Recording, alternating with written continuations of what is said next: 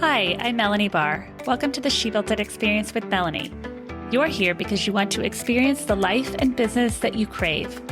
Join me as I talk to women who have successfully built it, a career and business that they love. We dive into the topic of how they built it and talk about everything from having the courage to make career leaps to the details of how to lead effectively, create successful teams, implement strategies for growth, and infuse tech innovation.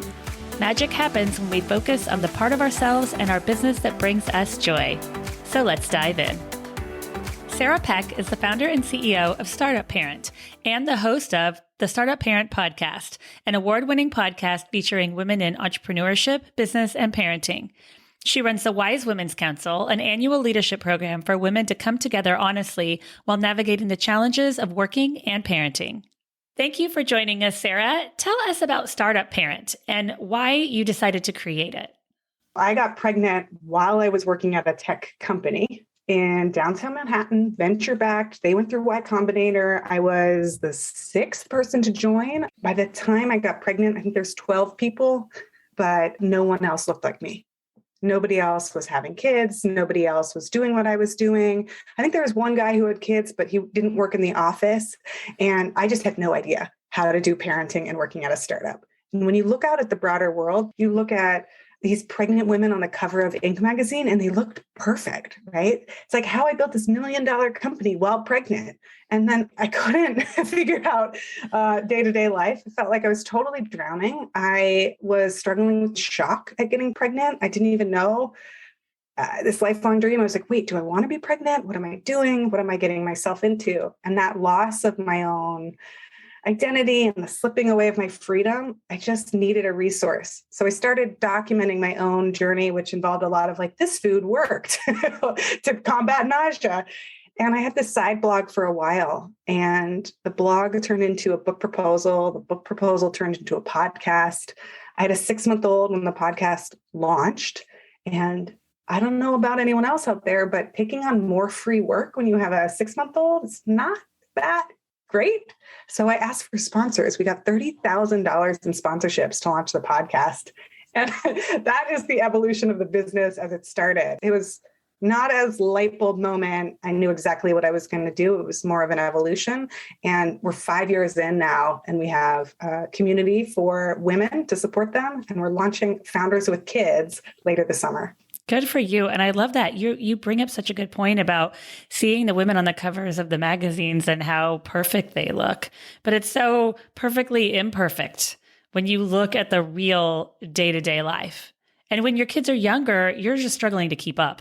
I'm a mom of 8-year-old twins, and I supported myself in LA since I was 19 until I got married. I love to work. I find so much joy in work. And I found myself sitting in a nursery, which I love. I love the twins so much. I've loved every moment of being a mom. But you lose a certain side of yourself that you always had.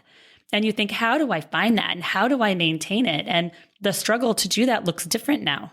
For me, I just felt so confused and overwhelmed because I felt like everything I thought I knew about motherhood was a lie. And I know that no one does it on purpose, but it's like, oh, pregnancy is so great. You're glowing. No, it's really rough on your body. It's morning sickness. No, it's all day sickness. You're going to be able to have a natural pregnancy or birth. There's no such thing. Like, you don't have a natural root canal. You get drugs for that.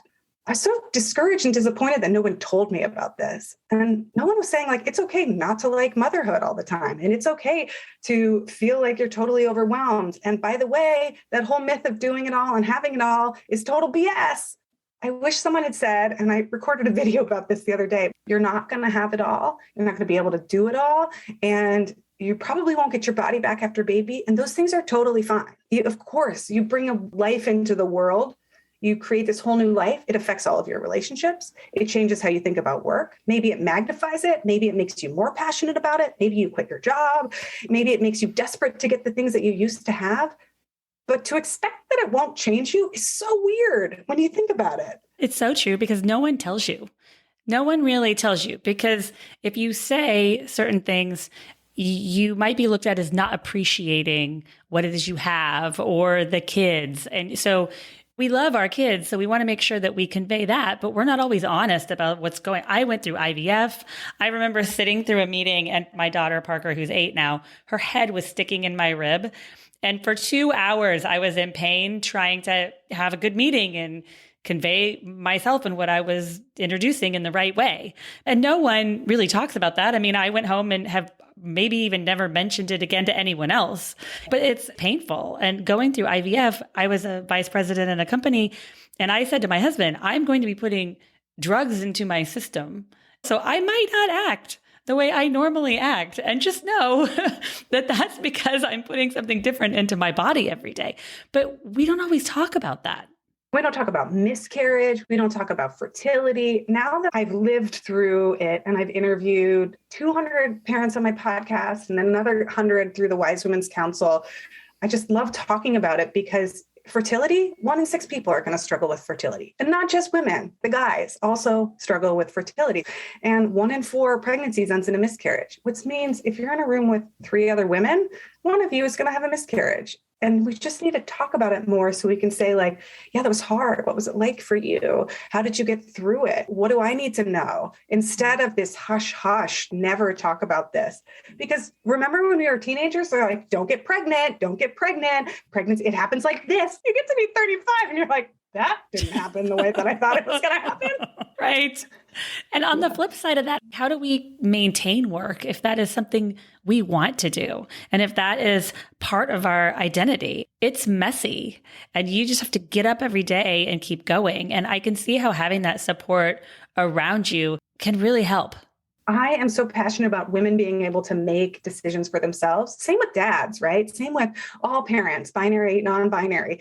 You being able to make your own decisions and have agency in your life is really important. And especially for career moms, people that want to work, people that love what they do. I work with business owners and founders and entrepreneurs. 30% of women, this is before the pandemic, 30% of women that wanted to work dropped out of the workforce because there's no daycare options for them. There's no paid leave or parental leave options for them. They suffer from pregnancy discrimination and then motherhood discrimination. And this is a whole bunch of people that they just want to work, right? Like, it's not like they're dropping out because they don't want to. As women, we have these moments where that necessarily men don't always have. I worked for the Los Angeles Dodgers, and I remember standing there looking around going, if I had kids, how would I maintain going to 80 games a year and working the 9 to 11 hour days during the season that I was working? How do I keep working in sports and have a family? And not everyone has to ask themselves that question. And, you know, when you're in these certain work environments, when I got pregnant with the twins, I was the only woman in a team of men. And I remember thinking, I can't tell them I'm pregnant. And I was lucky because we were all across the country. I think I was 3 months pregnant and I think they thought I just gained weight. But I thought, I cannot tell them till the very last minute. And then they wanted me to fly to a meeting. And I had to tell them then. I said, I can't fly. I'm on the no-fly list. You know, they said, what are you talking about? I said, well, I'm pregnant. I did not tell them I was having twins, though. Because I thought if I tell them, they're going to think I want to step back from this project and that I'm not going to be as invested. And so after I had the babies, they said, oh, how was your pregnancy? What did you decide to name him or her? And I said, well, babies. And they said, babies. And I said, yes, I had 2. The story that you told, the thing that stands out to me is that other people think that they can do the thinking for you. And this happens so much in workplaces where you're like, well, I'm not going to tell them because then they're going to think that I don't want to work. And that idea that they can take my ambition and drive and make choices for me is, I have all the swear words for that. I'm not going to say them right now because I enjoy working. When I was 6 weeks postpartum, you can't do everything. I just want to be totally clear to people listening, but I would skip showers so that I could write. And I loved my writing and I didn't want to miss it. I had all these ideas and all this creative energy, but I was able to do a little bit because I wanted to. Mm-hmm. And I think taking that away from people and saying, you shouldn't work at all, or you should be back and you should be perfect and you should look like nothing has changed. Those are so extreme. And I wish that we move towards a world where you're able to say, hey, I've got a kid in here stabbing my ribs. And actually, I'd be way more comfortable if I could just walk in circles around this conference room. And I may just need to stretch, but that doesn't affect my thinking. That doesn't affect my capacity. All it means is that I have to stretch because I'm a human in a body. wild. Right. And it's not going to affect your ability to work or your future want to work. And maybe what we do ends up shifting a bit. And that's okay. We have to look at it that way. My background was in corporate for Marriott and AT&T and the Los Angeles Dodgers. And after having the twins, for a while, your identity, you think, who am I now? And I think we have to be okay with having that change a little bit. Love that. We live in a culture that doesn't want people to change. Oh, you said this on Twitter 20 years ago. Like, no, I'm a different person now. Like who you met in high school, my body has regenerated itself 8 times since then. I wish we had more generosity with each other and grace around that, being like, oh, you know what? Flying might be really hard for you because I understand what feeding a baby looks like during the first year. Going to 80 games might be really hard. What job could be really well suited to keep you plugged in here? How can we, we move people around on baseball teams all the time. We move people around on the football field. Like, why can't we do that in our offices? Hey, this job doesn't work for you, but like right now you should do this. And then maybe later on, once your kids are not needing you and interrupting you every 2.5 minutes, there's a chance for you to have full thoughts again. I actually said that during COVID. I said to a friend, set your timer for every 15 minutes and pretend someone's coming to ask you a question and you actually have to physically get up and respond to it. That's what it was like homeschooling twins during COVID. So that, again, I had to take a mindset of this is where life is right now. I have to give to my family, but I'm not going to stop my dreams, my goals for the business, what I want to accomplish. They just might not happen at the pace I want them to right now because this is the life we're living at this moment. And at times that can be hard to do. You believe in fixing a broken work culture, and we've talked about this a little bit. How do you believe that we do that? Part of it is there has been a shift even over the last 30 years where workplaces have gotten more and more intense and more demanding. And the way that shift has happened looks like now you have 2 jobs instead of 1. Years ago, you might have only been a journalist at the New York Times. Only, I say, because that's a really tough job. And now you have to be a journalist at the New York Times and run your entire Twitter feed on the daily. That's 2 jobs. Plus, maybe you're doing 6 more jobs as well. Maybe you've added the number of articles that you're writing. I'm just using that as an example, but in most jobs, you have the McKinseys, you have the Deloittes, you have the Bain and companies coming in and looking for efficiencies. Efficiencies look like removing labor most of the time. How can we streamline jobs and cut them back? You see it in retail services where, you'll have a service worker or a retail worker, like a Gap employee, and they come in for a shift from 6 to 10 a.m. And then they're scheduled for another shift from 2 to 4 p.m. and another one at closing at 10 p.m. And the computer algorithm thinks that's fine because it's efficient, because we've gotten those 8 hours and we've covered the peak demand. But there's no humanity in it. You can't open and close and then have it something in the middle of the day and maintain any sort of freedom of your own life. When do you even sleep? So I think that we're really at an inflection point where workplaces have become quite toxic.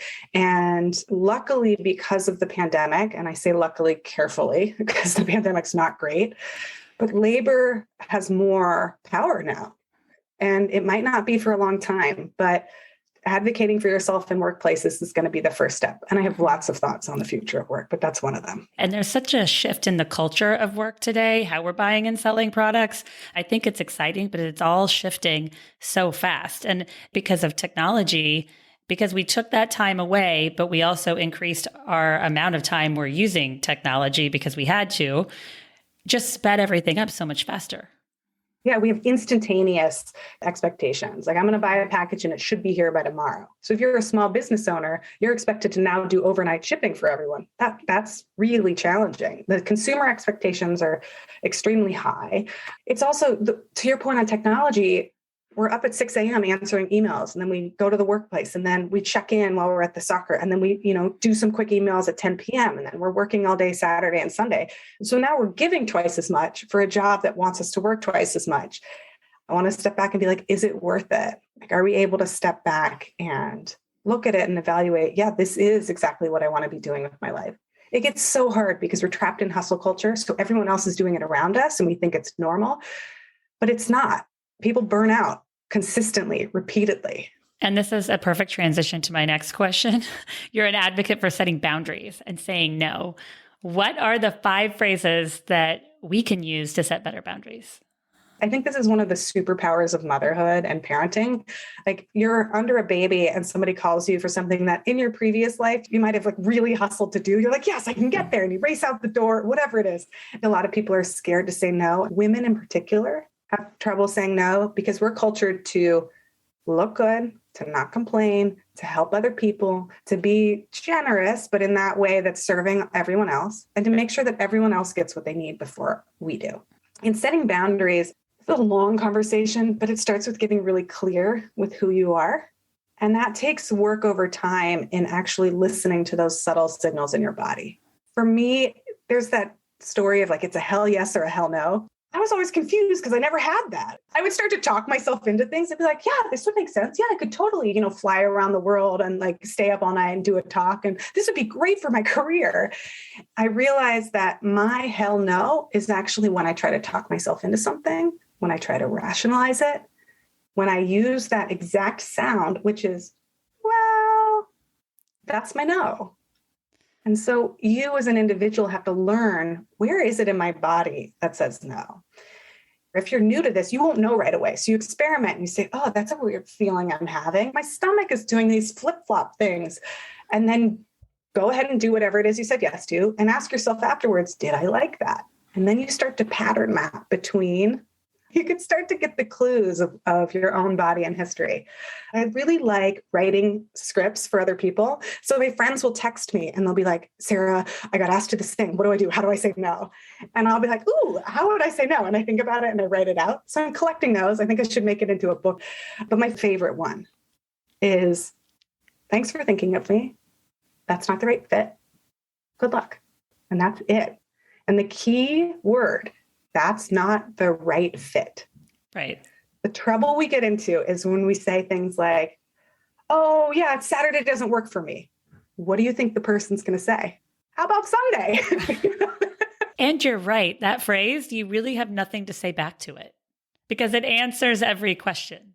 When people ask me to do something, I've learned to, because I'm the kind of person who will write back immediately, I've learned to put my phone down for 5 minutes and walk around, because so often I respond and then I think, oh, why did I do that? Yes. Why did I agree to that? It's because I didn't think it through long enough and I just responded instinctively too quickly. What is your approach to management and leading your teams? And what do you think is the most crucial element of leadership? This relates to what we were talking about. A lot of managers defer decisions and they push them onto their team. The role of a manager is to really protect your team's time, to help them find out, what are we going to focus on? What are we not going to do? What's the strategy? And to make sure all the players are on the same page. And if you say to your person, there's so many bosses that do this, and it's just bad leadership. You've given them an assignment. You've given them a project. We're working on this content initiative and we're trying to get it done. And then they're like, oh, we're going to do this other thing. Here, do it. Right. And they toss it on your plate. And people are like, wait, and they don't know how to say no and manage upwards because the boss has failed. The leader has failed in that regards. So one of the scripts, and I will say, I have a book with these 5 scripts, startupparent.com/half. I will send you the links so you can send it to people, but I write these all down so people can get them. But this one, when you're managing up to a boss, you say, oh, I love it. Right? I'm always positive in the first part. Like, I love this project. Oh, this is so cool. You gave me project A and B. This is project C. Which one should we stop to do project C? So you push back with a decision. They're going to say, do them all. And you say, I'd love to do them all, but I have to choose which one is first. Which one do you want me to work on first? And this managing up, you communicate, great, I'm going to work on that first. That's good advice. I mean, setting boundaries and protecting our time is really important. That way, the team member is also putting out the best work because they're not trying to juggle so many things on their plate. You believe that parenting can make someone be a better leader and facilitator. As a mom of twins, I completely agree with you. Why do you think that is? Through parenting, you learn a tremendous number of skills that are really important for leadership. If you've ever negotiated with a 2-year-old, You now have negotiation strategies. And we've probably tried them all: bribery, brute force, counting down, but you can increase your negotiation skills. You also increase your patience and your tolerance to deal with other people's feelings, right? My little 3-year-old, that's a really big feeling. It sounds like you're really frustrated. How did that make you feel? And he's like, I was really sad when you took that away from me. I'm like, okay, bud, I'm like, what can we do about this? And he problem solves with me, which honestly is more skilled than a lot of grownups that I know. Learning how to listen, learning how to be flexible, learning how to be present, learning how to negotiate. All of these are the quote unquote soft skills that we want out of business schools. And parenting, honestly, I wish that parents got an honorary MBA, because what you go through is that instrumental. Mm-hmm. So true. I always tell people that having the twins took my multitasking skills to an entirely new level, that I thought they were pretty good until I had the twins, because life is pretty predictable.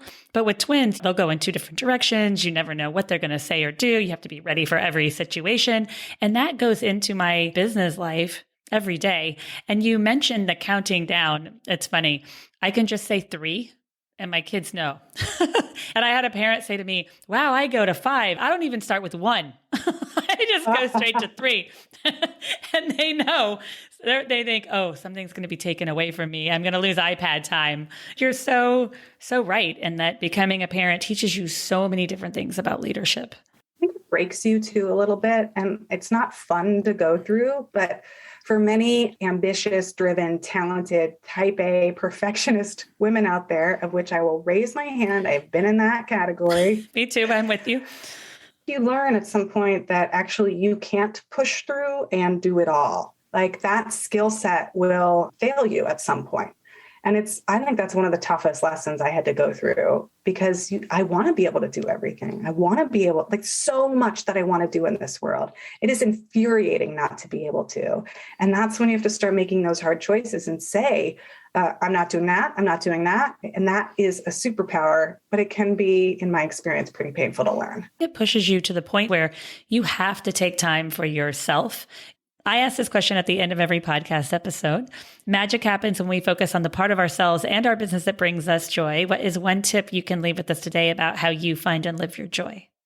I love this question. I have been learning very slowly over time that you can't selectively feel some feelings and ignore others. And the more I let myself feel pain or sorrow or sadness, anger, the more that I understand what it is, where it's coming from, how to express it, the more I'm able to experience joy. Mm-hmm. Those words are so important, because so often we push the feelings away, and that doesn't really help us. This is the work of leaders in the future. It's to understand, what am I feeling? Why am I feeling it? How do I connect with another human being? Parenthood is such a good incubator for this, but so are so many other professions, so many other projects, caring for any living thing. And what are our teams going through, and how are they feeling, and how can we best support them in their day so that they provide the best work? Totally agree. Thank you so much for joining me. I feel like I could talk to you all afternoon. Please share with our listeners how and where they can find you. Find me over at startupparent.com. And we've got a newsletter, startupparent.com/newsletter. We're on Instagram and TikTok as Startup Parent. Thank you for joining us today. I'd love to hear from you. Reach out to me at hello@shebuiltit.com, on our She Built It website, or at She Built It on social.